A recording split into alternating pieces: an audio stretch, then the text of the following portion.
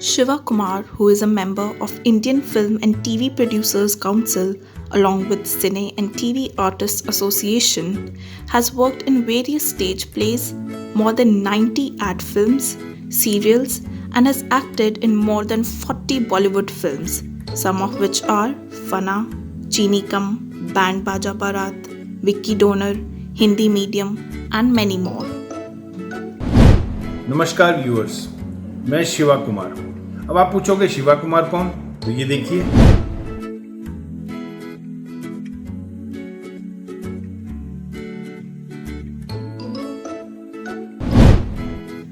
Hello, sir. Sensations team welcomes you on our channel.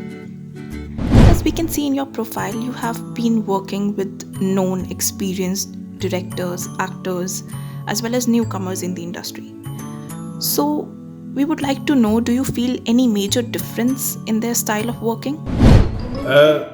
Actually जिस time पर मैंने start किया था और जो मैंने शूट किए थे, तब हम लोग फिल्म पे शूट करते थे और उसमें ज़्यादातर रीटेक नहीं होते थे। अगर रीटेक होते थे तो समझो कि बजट बहुत बढ़ जाता था। अब जो है वो SD कार्ड पे आ गए हैं, तो इसमें वो नहीं होता। टेक्नोलॉजी का मेनली डिफरेंस आया है। जब हमने स्टार्ट किया था तब फिल्मों पे शूट करते थे और उसके बाद जो अभी डिजिटल वर्ल्ड हो गया है, तो इसलिए major difference is technology.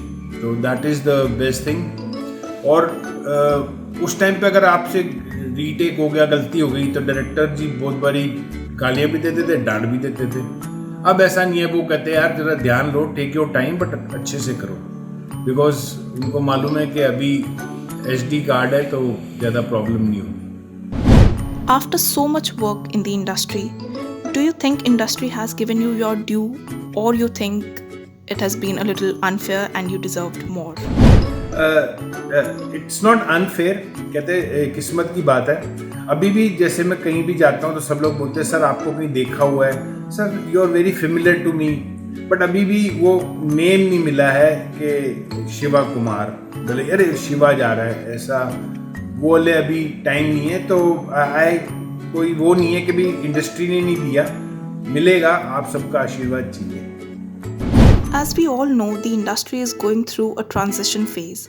But don't you think earlier it was the cinema chains that used to blackmail small filmmakers, and now it is the OTT platforms doing the same? Actually her time के बाद एक change तो आता ही है, जैसे कभी कोई तो कभी कोई।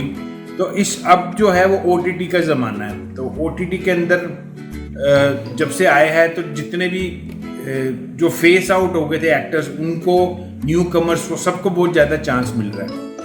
बट एक चीज़ है कि OTT के ऊपर सेंसर होना ज़रूरी है, क्योंकि उसके अंदर बहुत सारी जो वर्ड्स बोल दिए जाते हैं, दिखा दिए जाते हैं। I hope for the new generation censorship जरूर होनी चाहिए OTT प्लेटफॉर्म के ऊपर।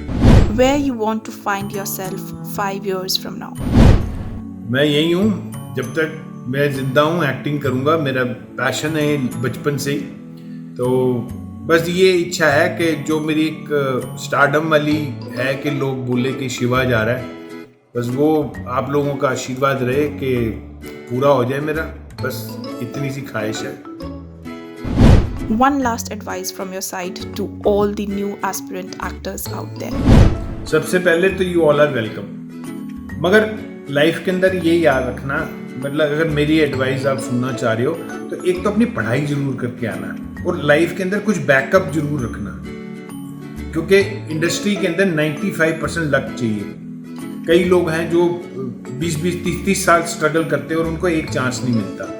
तो देयर लाइफ में अब वो कुछ और भी करना चाहें तो नहीं कर पाएंगे।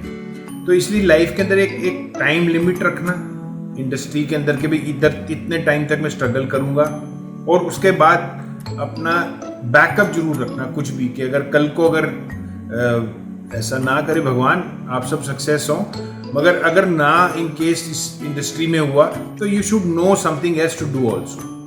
बस यही है। और इसके साथ ही thank you very much for inviting me here. Thanks a lot. God bless you. Stay home, stay safe. Thank you.